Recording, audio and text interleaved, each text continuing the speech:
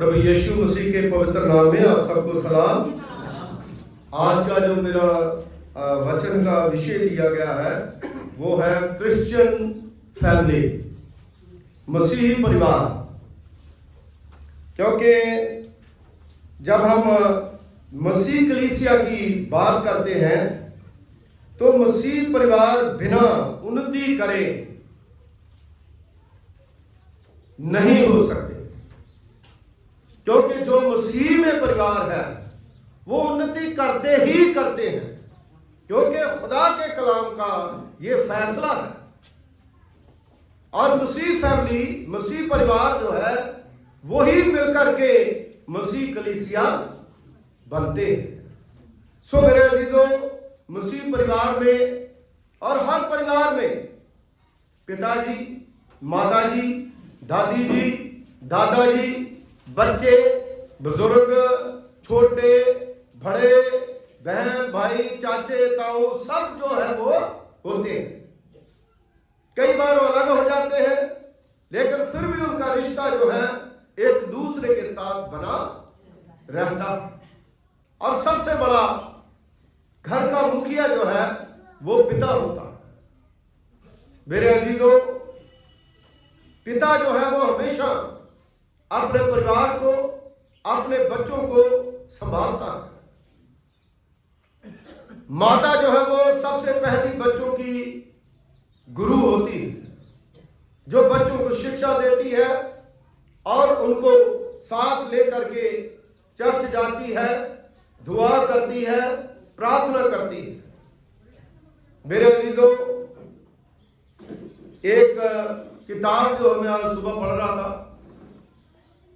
और उस किताब में मसीह परिवार के बारे में बड़ी अच्छी अच्छी बातें जो है लिखी हुई, जिसमें मैंने एक चीज पढ़ी, उसमें लिखा एक बहुत बड़ा विशाल पेड़ था। उस पेड़ के ऊपर दो पक्षी रहते थे, और पक्षी में भी मेल और फीमेल होता है।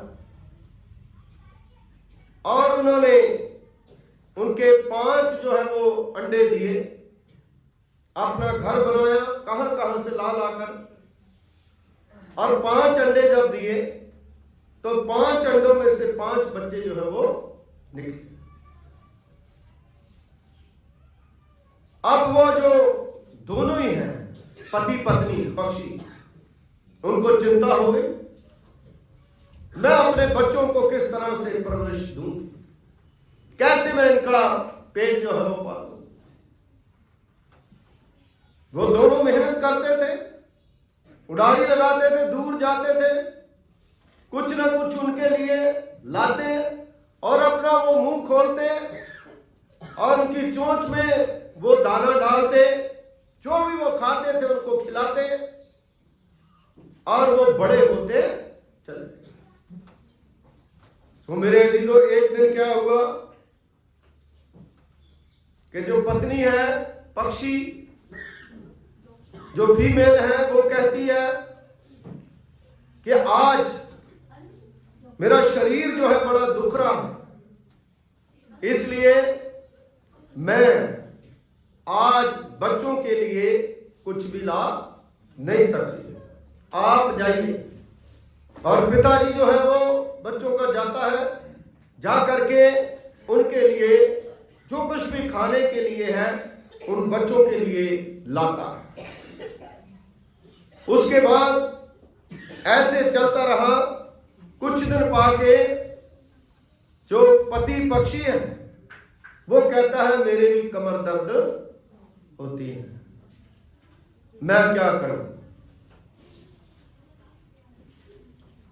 तो वो पत्नी कहती है कि तुम ऐसे ही मुझे परेशान कर रहे हो।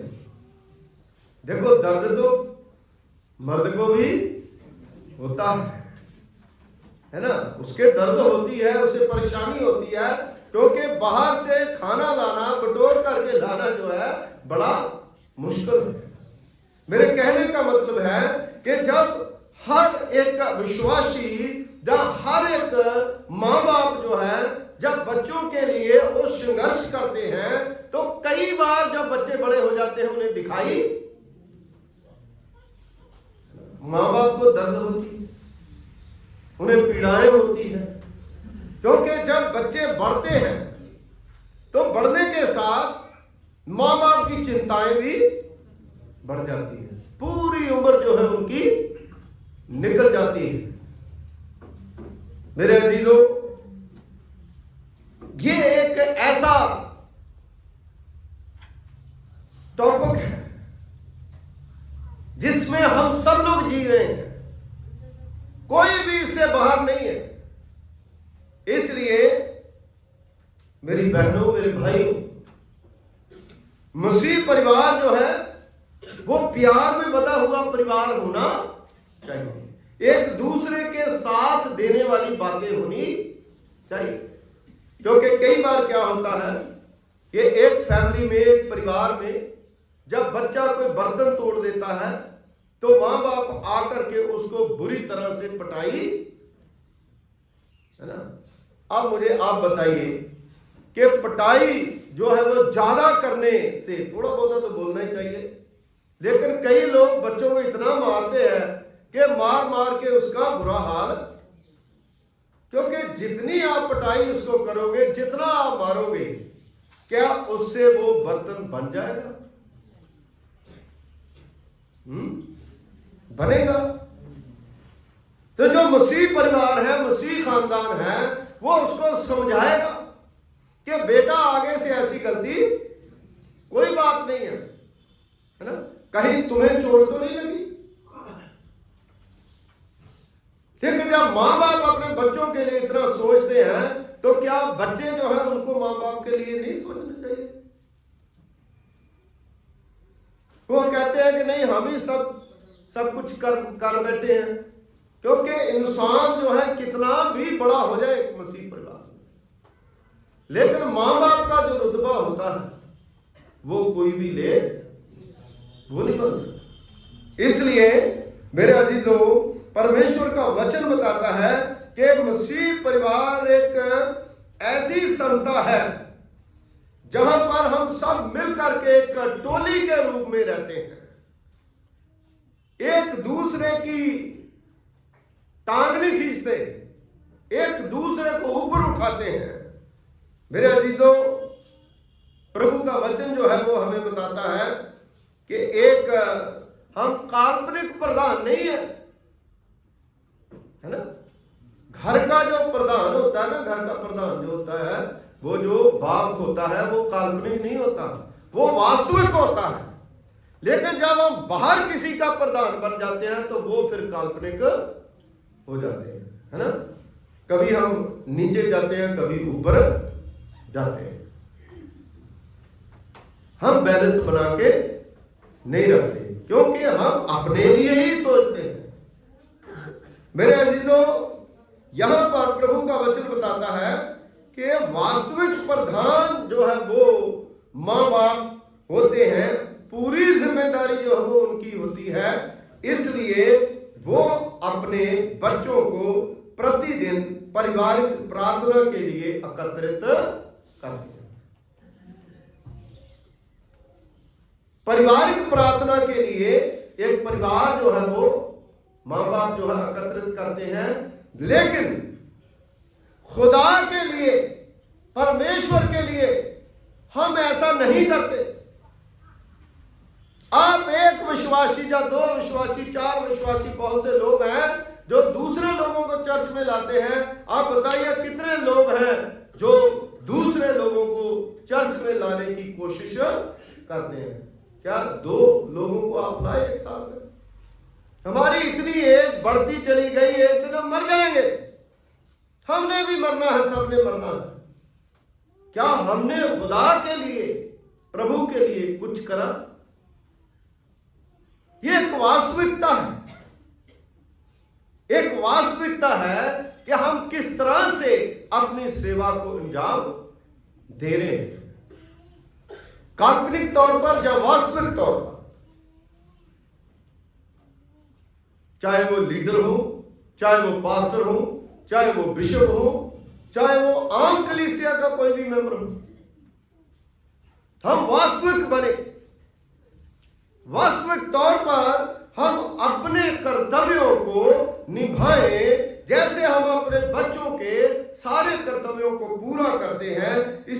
प्रकार हम मसीह परिवार हैं, हम मसीह कलीसिया में हैं, एक मसीह समाज में हैं। हम अपने फायदे के लिए ना करें बल्कि हर एक के लिए फायदा करें। Hallelujah, hallelujah. मसीह परिवार एक ऐसा स्थान है जहां परिवार के सदस्य विश्राम, एकांत, सुरक्षा, चेतना अनुभव करते हैं। वहां पर सारे मिलकर काम करते हैं, क्योंकि आप कहीं पर भी चले जाएं, है ना, बड़े से बड़े रेस्टोरेंट में आप चले जाएं, अच्छे अच्छे जो है होटलों में आप रह करके आ जाएं, जो मजा आपको फैमिली में आकर के आएगा वो कहीं पर, क्योंकि वो हमारी फैमिली, वो हमारा परिवार है। मूंगी की दाल से आप रोटी खाएं घर की, वो ही एक बहुत बड़ी बात है। सो मेरी बहनों, मेरे भाइयों, प्रभु का वचन बताता है कि परिवार के सदस्य विश्राम, एकता, सुरक्षा, चेतना अनुभव करते हैं। जहां वे काम करते हैं, वहां वो खेलते हैं, वहां प्रार्थना करते हैं, मिलकर के योजना बनाते हैं और सीखते हैं। ये +2 कर लिए, उसके बाद क्या करना है। कुछ फैमिली तो परिवार ऐसे होते हैं, वो कहते हैं किसी को बताना नहीं है क्योंकि नजर लग जाएगी, ये परिवार में ही बात रहनी चाहिए। लेकिन खुदा के पास तो आना जरूरी है। मेरे जीजा, इस तरह की एक सुरक्षा जो है वो हम घर में पाते हैं। मसीह परिवार वह होता है जिसमें सदस्य एक दूसरे का आदर करना सीखते हैं। हाँ कहती है, नहीं नहीं नहीं नहीं नहीं, मत गाली देना, क्योंकि ये तेरी बड़ी बहन है, ये तेरा बड़ा भाई है। अरे भाई, चर्च में क्यों नहीं? क्योंकि ये भी तो एक मसीह परिवार है, फैमिली है, मसीह की देह के अंग है ना। तो इसलिए क्रिश्चियन फैमिली जो है वो चर्च के साथ जुड़े हुए लोग हैं। इसलिए हमारी जिंदगी जो है एक नमूने की जिंदगी जो है वो होनी चाहिए, नमूने की जिंदगी होनी चाहिए, क्योंकि यहां स्वामी भक्ति, ईमानदारी, परंपराएं, आदान प्रदान, हर तरह की चीजें जो है वो हम सीखते हैं। एक टोली के रूप में हम कार्य करते हैं, है ना। सारे काम जो है उसको बांट लेते हैं, तूने ये करना, तूने ये करना, तूने ये करना, सब काम जो है वो हम बांट लेते हैं और उसी प्रकार हम अपना जीवन जो है वो आगे बढ़ाते हैं। चर्च में ही इसी प्रकार सब काम जो है बांट करके ही हम लोग हमको करने चाहिए, ताकि सब लोग जो है वो साथ चले। इसलिए मेरी बहनों, मेरे भाइयों, वचन में बताया गया कि मसीह परिवार वह है जो मसीह को अपने जीवनों द्वारा प्रकाशित करता है। हमारे जीवनों के द्वारा, हम सिर्फ अपनी जुबान के द्वारा प्रकाशित तो कर देते हैं, लेकिन हमारी जिंदगी जो है उसके द्वारा भी हमें प्रकाशित करना चाहिए। हमारा जीवन क्या है? हमारा मसीह जीवन जो है वो पवित्र जीवन होता है, पवित्रताई के साथ जीवन जो है बिताया जाता है। इसलिए प्यार मोहब्बत करना चाहिए। देखिए, बाहर जो कई बार लोग खड़े होते हैं, तो जब मैं आता हूं तो गाड़ी से कई बार उतरता हूं, है ना, तो बच्चों को कहता हूं गाड़ी अंदर लगा दो, तो उस समय कुछ लोग जो है जब पास्टर को देखते हैं वहीं पर खड़े रहते हैं, हाथ मिलाते हैं। लेकिन कुछ लोग जो है पास्टर की गाड़ी आ गई, फटाफट अंदर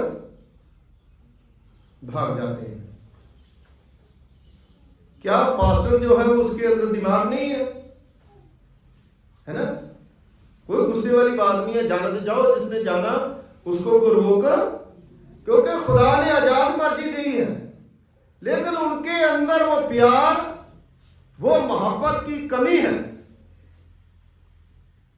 अगर वो नहीं है तो हमारी वर्शिप में बैठना, वर्शिप करना जो है वो भी बेकार है, क्योंकि हमारे अंदर वो प्यार की गहराई जो है वो नापने का वो नापने का तराजू नहीं है। वो गहराई को अगर अपने अंदर नापना है तो वो तराजू क्या है? परमेश्वर का वचन। वहां से पता चलता है कि हम मसीह फैमिली में कैसे रह सकते हैं, कैसे हम चल सकते हैं। सो मेरे अजीजों, प्रभु का वचन बताता है बिना किसी भेदभाव के पहुनाई करना चाहिए। बिना किसी भेदभाव के एक मसीह परिवार में परमेश्वर का भय मानने वाला पिता, परमेश्वर का भय मानने वाली माता और परमेश्वर का भय मानने वाले बच्चे होने चाहिए। Hallelujah, hallelujah. उत्पत्ति उसका 18वां बाब उसकी 19वीं आयत में लिखा है बाइबल में, एक मसीह परिवार का सबसे उत्तम उदाहरण है, चित्र है, जो परमेश्वर ने पहले अब्राहम की पारिवारिक सफलता को मान्यता दी, तब उसे बड़ी जिम्मेदारियां भी सौंपी। हालेलुया। क्योंकि अब्राहम का परिवार जो है मसीह परिवार था, परमेश्वर को मानने वाला था, खुदा के डर में रहने वाला था। उनकी गहराई विश्वास की, लंबाई विश्वास की, चौड़ाई विश्वास की, उसको नापा और उसके बाद उनको परमेश्वर ने जिम्मेदारियां सौंपी। Hallelujah, hallelujah. सो मेरे अजीजों, पहली बात है परमेश्वर का भय मानने वाले पिता। घर में सबसे बड़ा कौन होता है? पिता। तो परमेश्वर ने पति को घर का मुखिया ठहराया। उत्पत्ति की पुस्तक उसका 18वां बाब उसकी 19वीं आयत में, अब्राहम ईमानदारी से अपने परिवार के प्रति अपना कर्तव्य पालन करता था। परिवार में पत्नी, बच्चे, सेवक सम्मिलित थे और सबको लेकर के एक ही माइंड रखता था, एक जैसा सबको समझता था। उसके मन में कोई ऊंच नीच नहीं थी। इसलिए घर में मां बाप जो है सब बच्चों को एक बराबर समझते हैं। इफिसियों उसका 5वां बाब उसकी 23वीं आयत में लिखा है, क्योंकि पति पत्नी का सिर है जैसे कि मसीह कलीसिया का सिर है। देखिए, साफ शब्दों में खुदा के कलाम में ये लिखा गया है कि फैमिली के लिए, एक परिवार के लिए ये परमेश्वर की आज्ञा है। जो परिवार इस व्यवस्था को उल्ट देता है वह परमेश्वर की योजना को तोड़ता है, उल्टा कर देता है ना। कई बार क्या होता है कि परिवार में बच्चे बड़े हो जाते हैं तो मां बाप को कहते हैं तुम साइड पे हट, अब तेरा क्या काम है ना, अब तो हमारी। लेकिन मां बाप जो है उसको कभी पीछे छोड़ना।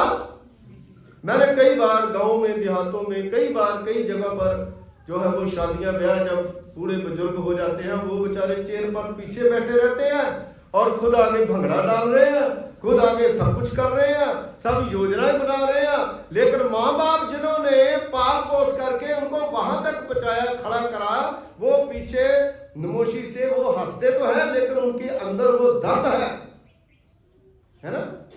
ये सबसे पहले उनको आगे लेके जाना चाहिए, है ना। कि आप आगे हो, वो खुश हो जाएंगे। उन्होंने को छीनना थोड़ी है किसी से, क्योंकि वो तो देने वाले हैं, मां बाप देते ही हैं। तो इसलिए मेरे अजीजों, ये जरूरी है कि आज मसीह परिवारों में जो गिरावट आ गई है, जो लड़ाई झगड़े आ गए हैं, जो क्लेश आ गए हैं, जो नफरत पैदा हो गई है, ये कारण ये है कि मसीह शिक्षा से हम बहुत दूर चले गए। हमें इन चीजों को अपने परिवारों में लाना बहुत ही जरूरी है।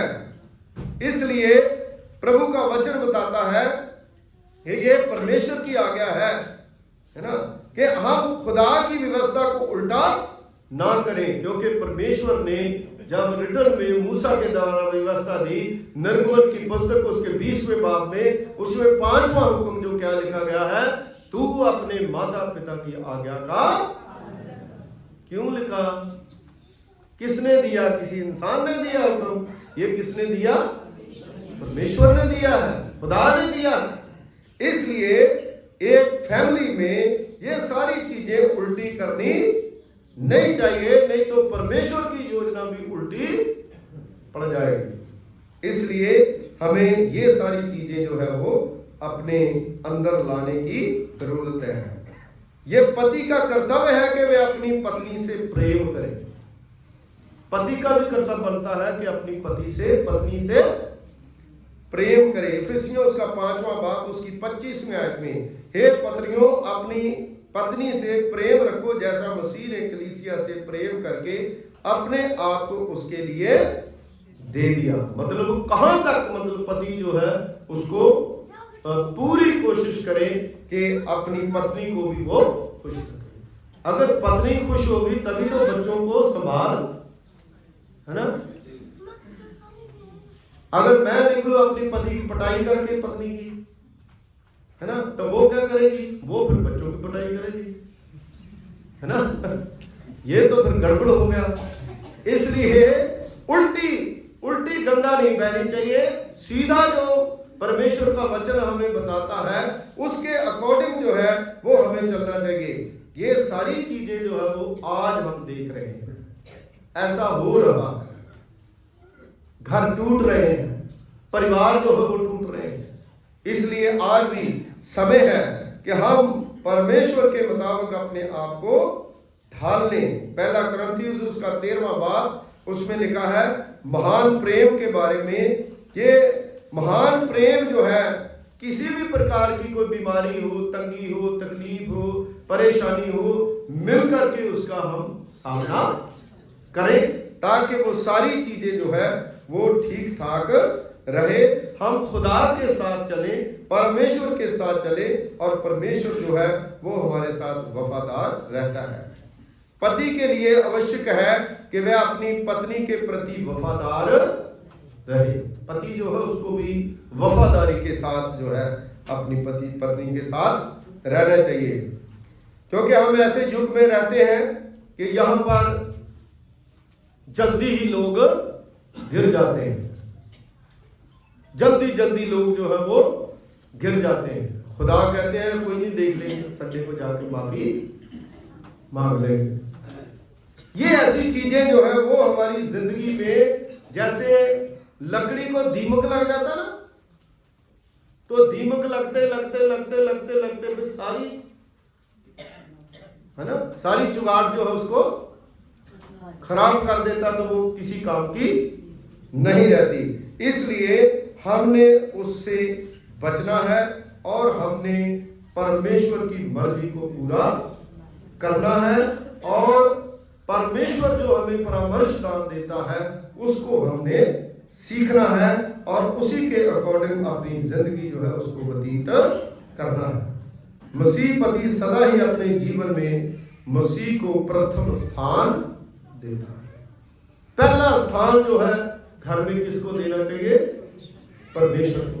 और एक पिता की ड्यूटी बनती है कि वो एक ऐसा स्थान अपने घर में बनाए जहां पर लोग जाकर के, उनके परिवार के लोग जाकर के प्रार्थना कर सके। ये हमारी ड्यूटी बनती है कि एक जगह पर हम ऐसी नियुक्त करें जहां पर हम प्रेयर करें और उस प्रेयर के द्वारा ही हमारे घर में खुदा जो है वो आशीष दबे। उसे अपनी पत्नी से प्रेम रखना चाहिए, परंतु मसीह से अधिक प्रेम रखना चाहिए। मसीह जो है उसको ज्यादा प्रेम, सबसे पहला स्थान जो है हमें प्रभु यीशु मसीह को देना चाहिए। आजकल क्या कहते हैं कि कोई बात नहीं है, संडे को एक संडे हुआ है ना, कौन किसी ने खुदा ने आके नीचे डंडा थोड़ी मारना है ना। अगर बहुत ज्यादा प्रॉब्लम है, या कोई दिक्कत है, या कोई बुजुर्ग है, वो चीज अलग है, लेकिन खुदा को छोड़ देना, क्योंकि प्रभु ने कहा 6 दिन काम करो, 7वें दिन प्रभु के घर में आराधना करो। क्योंकि लिखा तो वहां पर कुछ नहीं था वहां विश्राम के लिए जब उत्पत्ति की पुस्तक में, लेकिन वही जो मतलब विश्राम दिन है इजरायली लोगों को जाकर के उन्होंने शब्बत जो है उसका दिन जो है बना दिया, क्योंकि इजरायली लोग, यहूदी लोग जो है उस दिन को मानते थे, क्योंकि उस समय प्रभु यीशु मसीह प्रकट नहीं हुआ था। लेकिन उसके बाद प्रभु यीशु मसीह जो है जब आए इस दुनिया में, यीशु मसीह मर गए, दफन हुए, तीसरे दिन मुर्दों में से जी उठे, और जिंदा होने का दिन जो है वो क्या है? इतवार का दिन है। तो इसलिए जब कोई भी चीज जिसके ज्यादा गवाह होते हैं वो सही होती है। यीशु मसीह जिंदा हुआ इतवार वाले दिन, इसलिए पूरी दुनिया में सबसे ज्यादा आराधना करने वाले लोग जो है वो संडे को ही आराधना करते हैं। Hallelujah, hallelujah. क्योंकि उस समय वो यहूदी लोग आज भी वही काम करते हैं। क्यों? क्योंकि प्रभु यीशु मसीह जो है वो प्रकट नहीं हुए। जब प्रभु यीशु मसीह प्रकट हुए तो उन्होंने ये इस तरह से आराधना करनी शुरू करी उसके चेलों ने, और आगे जो है वो इसी प्रकार जो है बंदगी करनी जो है वो शुरू करेगी। सो मेरे अजीजों, परमेश्वर का भय मानने वाली माताएं, पिता जो है वो खुदा का भय मानने वाला, और जो माताएं हैं वो भी भय मानने वाली होनी चाहिए। लगभग सभी महापुरुषों को एक या दो प्रेममयी महिलाओं ने महान बनाया है। ये ईश्वरीय माता या भक्त और समर्पित पत्नी, ये महान संपत्ति होती है। समर्पित पत्नी, आदर्श पत्नी, ये सबसे ऊंची होती है। इनके पीछे अगर वो स्ट्रॉन्ग है तो जो पति हैं, जो आदमी हैं, वो भी तरक्की करते हैं, वो भी आगे बढ़ते हैं। इसलिए पत्नी का प्रथम कर्तव्य यीशु मसीह से प्रेम करना। प्रथम कर्तव्य जो है यीशु मसीह से, क्रिस्त से प्रेम करना और उसकी सेवा करना। लूका की अंजील उसका 14वां बाब उसकी 23वें आयत में पढ़ सकते हो। पत्नी का दूसरा कर्तव्य अपने पति की आज्ञा मानना। पहला कर्तव्य परमेश्वर से प्रेम करना, यीशु मसीह की बंदगी करना, और दूसरा पति से प्रेम करना, उसकी सेवा करना। पति का दूसरा कर्तव्य अपने पति की आज्ञा मानना, क्योंकि वचन में लिखा है, हे पत्नियों अपने अपने पति के ऐसे अधीन रहो जैसे प्रभु के। जैसे प्रभु के अधीन है वैसे उसके भी अधीन। अधीनता का मतलब ये नहीं है कि वो गुलामी है। अधीनता का मतलब है हर बात जो है उससे सलाह करके करना, हर काम जो है उसकी सलाह से करना है। ऐसा नहीं है कि पैसे भी ज्यादा चोरी छिपा के रखे, है ना, हर चीज जो है छिपा के करे, नहीं। पति और पत्नी का रिश्ता ऐसा होता है, हर बात जो है एक दूसरे के साथ शेयर करनी है, और शेयरिंग और केयरिंग ये दोनों चीजें जो है वो होनी चाहिए। पहला पत्रस उसका 3रा बाब उसकी 6 अध्याय में लिखा है, जैसे सारा इब्राहिम की आज्ञा में रहती थी, उसे स्वामी कहती थी, है ना। ये आधुनिक पत्नी के लिए बहुत कठिन बात है। ये आजकल की जो मतलब जनरेशन है उनके लिए ये बड़ी कठिन बात है, परंतु वह कभी भी एक आनंदित और परमेश्वर को प्रसन्न करने वाली स्त्री नहीं हो सकती जो अपने पति को आदर के साथ नहीं। आदर के साथ एक दूसरे को हमने बुलाना, इज्जत के साथ एक दूसरे को हम बुलाएंगे तो बच्चे जो है वो हमसे सीखेंगे। बच्चे भी माँ बाप को देख करके वही बातें सीख जाते हैं। इसलिए मेरी बहनों, मेरे भाइयों, वचन में लिखा है, और आदम और हवा को जब खुदा ने बनाया तो उस समय जब दोनों ने एक साथ सलाह करके बात नहीं करी तो बात सारी, हवा को अकेले शैतान ने बहकाया। अगर साथ रहते उसको तो बाद में बताया ना, बाद में पता चला, है ना। तो इस प्रकार जब हम एक मुट्ठी होते हैं तो ये मजबूती होती है। अगर हम बिखर जाते हैं तो हम बिखरे ही। शैतान का काम क्या है? एक दूसरे को बिखारना होता है। इसलिए मेरी बहनों, मेरे भाइयों, हमने बिखरना नहीं है, हमने यूनिटी में रहना है, एक दूसरे के साथ रहना है, एक दूसरे को प्यार के साथ स्वीकार करना है। यदि पति उद्धार प्राप्त नहीं है तो पत्नी को परिवार का आत्मिक मुखिया होना अगर पति ड्रंकर है, शराब पीने वाला है, मार पिटाई करने वाला है, गलत है, उसको खुदा के घर की कोई परवाह नहीं है, दुआ नहीं करता, प्रार्थना नहीं करता, वचन नहीं पढ़ता, तो पत्नी को यह मुद्दा उठाना है। पत्नी जो है अपने घर में एक मुखिया के रूप में सबको इकट्ठा करे, अपने पति को भी ला करके उसको सीधा, ये पत्नी की ड्यूटी जो है वो फिर बन जाती है, ताकि परमेश्वर की जो योजना है उनके जीवन में पूरी हो जाए। सो मेरे अजीजों, वचन में बहुत सी चीजें जो है वो बताई गई है। सलीनता और सादगी, है ना, आजकल सलीनता और सादगी जो है उसकी बहुत कमी। मॉडर्न जमाना आ गया, मॉडर्न सारी चीजें जो है वो हुई, हमारे बच्चे, हमारे परिवार सारे हम मॉडर्न हो गए, लेकिन सादा जीवन जो है वो जीना हमारे लिए मुश्किल जो है वो हो गया है। लेकिन अगर हम खुदा के वचन के मुताबिक अपनी जिंदगी को थोड़ा सा परमेश्वर के पूरी तरह से वचन में ढालें तो हमारा जीवन और भी आसान हो जाएगा। दूसरी चीज है नम्र और शांत स्वभाव। पहला पत्रस उसका 3 बाब उसकी 4 आयत और 5 आयत। अच्छी पत्नियां और अच्छी माताएं परमेश्वर की ओर से अद्भुत वरदान है, वे परिवार और पत्नियों के लिए महान आशीषों का साधन बन जाती है। नीति वचन 31 और 10 आयत जो हमने पढ़ी। नम्र और शांत स्वभाव, गुस्से में की हुई कोई भी बात जो है वो हमें ले डूबती है। अगर हम सही भी हैं तो भी हम गलत है, इसलिए कोई भी बात को हम शांति के साथ अपने स्वभाव में, अपने परिवार में, अपने बच्चों के साथ करें तो वो बातें जो है वो सारी जो है खुदा को पसंद आएगी। परमेश्वर का भय मानने वाले दंपति, मियां बीवी जो है वो भय मानने वाले। एक परिवार बिना बच्चों के कभी भी प्रसन्न रह नहीं सकता। जो दंपति जानबूझ करके परिवार के जन्म को रोकते हैं, कई लोग जो है वो कहते हैं कि हमें बच्चे की जरूरत नहीं है, शादी हो गई है, 4-5 साल हमें बच्चों की जरूरत, खुदा के कलाम में मुताबिक वो भी गलत है। क्योंकि बिना बच्चों के परिवार जो है, क्योंकि खुदा ने आशीष दी है, फूलो फलो और पृथ्वी को भर दो।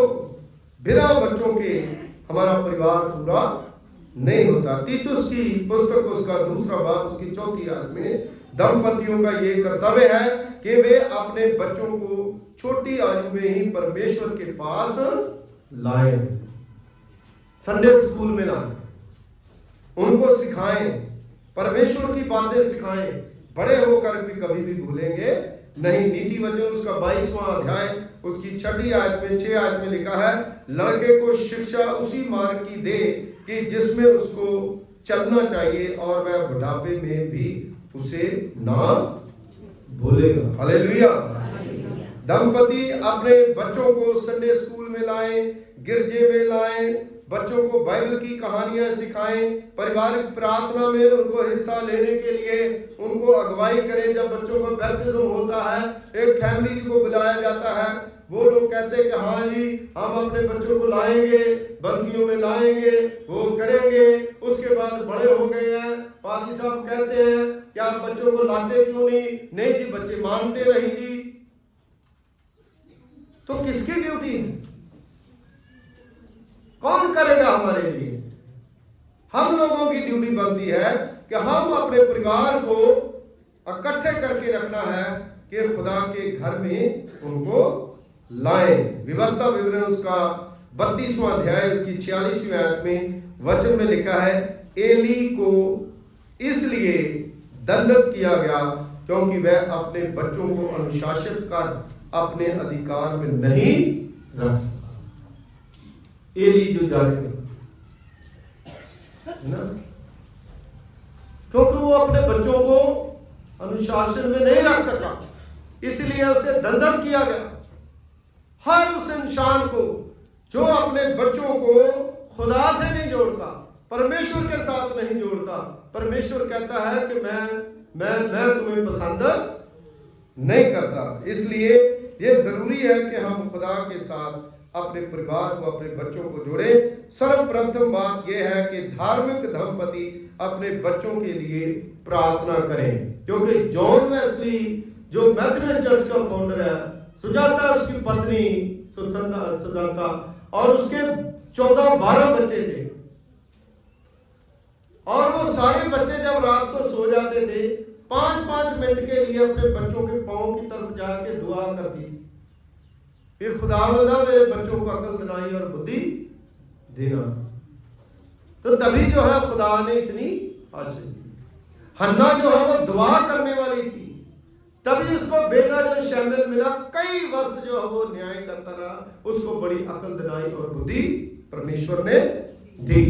आज जो माँ बाप दुआ करने वाले हैं, उनके बच्चे कभी फेल नहीं हो सकते। ये फेल का मतलब ये नहीं है कि दूसरी क्लास में या तीसरी क्लास में एक फेल हो गया तो फेल हो गया, नहीं।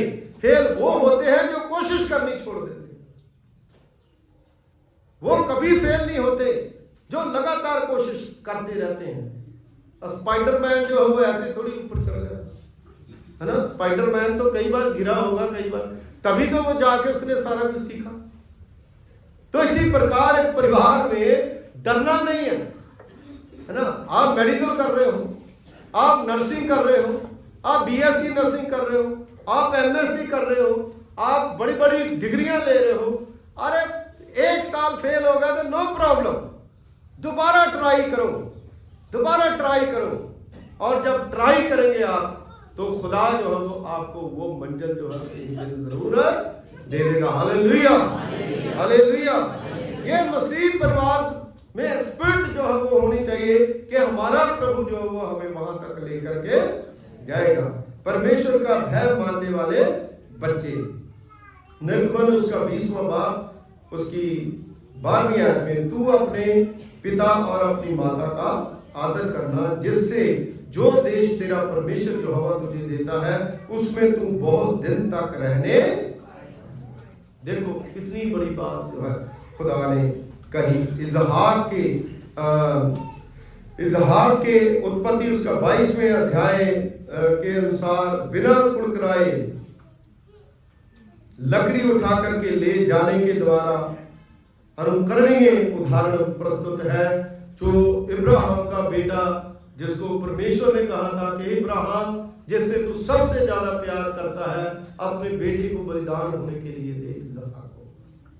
तो बिना कुड़कुड़ाए अपने माँ बाप की बात मान के उसके पीछे, उसने खुदा की व्यवस्था को बताया था, उसे पता था कि माँ बाप का आदर करना, उसने उफ तक नहीं करा।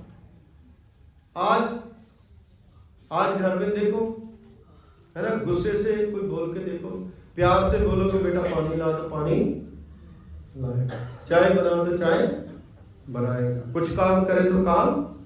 अगर थोड़ा सा गुस्से से आप बोलोगे तो मैं नहीं करते, जाओ बोलो मम्मी को, बोलो क्या करूं, मैं नहीं करते, बस थक गए हैं बस। मतलब हर चीज जो है वो ऐसी हो गई है आजकल कि बड़ों की जो आशाएं हैं वो भी मर रही है, जो यूथ यंग है वो भी खुदा की जो योजना है उसको तोड़ रहे हैं। इसलिए अगर ऐसा हो रहा है ना, मुझे पता है कि बहुत से बच्चे सारी जगह पर कुछ सही भी है, लेकिन ज्यादातर जो है वो 85% 80% जो है वो ऐसे ही चल रहा है जैसे कि मतलब काल्पनिक है, वास्तविक जो है वो चीजें नहीं हो रही। इसलिए मेरी बहनों, मेरे भाइयों, प्रभु का वचन जो है वो बताता है कि हमें परमेश्वर का भय मानने वाले होना चाहिए। एक परिवार में परमेश्वर का भय मानने वाले सेवक, तीतुस उसका 2 बाब उसकी 9वीं और 10वीं आयत में मैं खत्म करूंगा। वचन में लिखा, दासों को समझा कि अपने अपने स्वामी के अधीन रहें और सब बातों में उन्हें प्रसन्न रखें और उल्ट करके जवाब ना दें, चोरी चलाकी ना करें, पर सब प्रकार से पूरे विश्वासी निकलें कि वे सब बातों में हमारे उद्धारकर्ता परमेश्वर के उद्देश्य को शोभा दें। ये सारी चीजें जो है वो मिल करके एक परिवार में, खानदान में होनी चाहिए।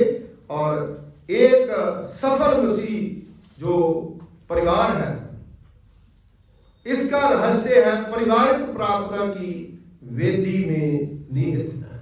जो लोग घर में प्रार्थना के द्वारा अपना जीवन चलाते हैं, वो ऊपर ही उठता है, नीचे नहीं जाता। Hallelujah, hallelujah. वो कभी नीचे गिरता। जहां मसीह को परिवार में प्रधान के रूप में प्रतिष्ठा दी जाती है कि हमारा खुदा जो है वो है। कई बार रसोई के ऊपर लिखा रहता है ना, एक लिखते हैं, है ना, कि यीशु मसीह हमारे घर का मुखिया हेड है, लेकिन उसको वास्तविक अपना हेड जो है वो बना ले। दूसरा रहस्य है प्रेम। प्रेम जो है जिसके अंदर है उसको कोई फेल नहीं कर सकता, क्योंकि बिना प्रेम के आप अपने आप को जलाने के लिए भी दे दे जो मर्जी कर ले, कुछ भी कर ले आप, अगर आपके अंदर प्रेम नहीं है तो आप जीरो के जीरो ही। इसलिए खुदावंद यीशु मसीह ने संसार को प्रेम करा, उन फैमिलीज को प्रेम करा, उन लोगों को प्रेम करा जो लोग प्रेम के भूखे और प्यासे। हमें प्रभु के वचन की भूख और प्यास होनी चाहिए। एक फैमिली में, एक परिवार में कई बातें जो है वो मैंने बताई है। हमें एक अच्छा परिवार, अच्छी फैमिली बनने के लिए प्रभु का धन्यवाद है कि खुदा ने आप लोगों को आशीषित किया, आप लोगों को बरकत दी है। हम दोबारा से, अगर हमसे कोई चूक हो रही है मसीह जीवन जीने में, तो हम जो वचन से आज बताया गया है उसको अपनी जिंदगी में लागू करें, तो खुदा आपको आशीष देगा। तो आपको कोई भी फेल नहीं करता, आपका परिवार कभी फेल हो ही। दुआ करें। खुदावंद हमारे सर्वशक्तिमान पिता परमेश्वर, कुल आसमान और जमीन के खालिक मालिक, तेरा धन्यवाद करते हैं, तेरा शुक्रिया अदा करते हैं प्रभु जी, आज के इन सुंदर वचनों के लिए खुदावंद, जो तूने प्रभु पिता परमेश्वर जी हमसे बातचीत करी है। हमारी उम्र बढ़ती जाती है, हम खुदावंद बड़े होते जाते हैं, और प्रभु पिता परमेश्वर जी उसी प्रकार जो दिन चढ़ता है हमारी उम्र घटती है। और खुदावंद हम अपने जिंदा जी खुदावंद आपकी आराधना करें, आपकी बंदगी करें। आज के खुदावंद आपके मजमे में हम अपने आप को हलीम करें, दीन करें।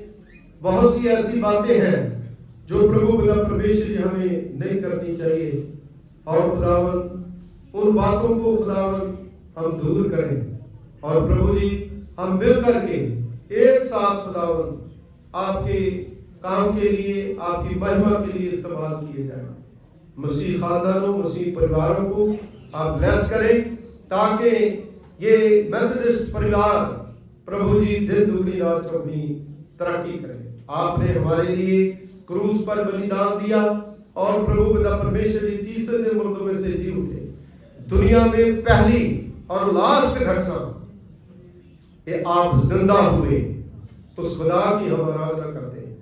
पिता परमेश्वर जी आप सबके ऊपर अपनी कृपा, अपने फजल का हाथ रखें। जितने लोगों ने आपके वचन को सुना है वो सब खुदावंद आपकी रूप आपके द्वारा प्रभु जी बड़ी प्रभु जी शांति और बरकत पाए, और वास्तविक अपने जीवन में लागू करें। यीशु मसीह के वसीले से मांगते हैं, आमीन, आमीन।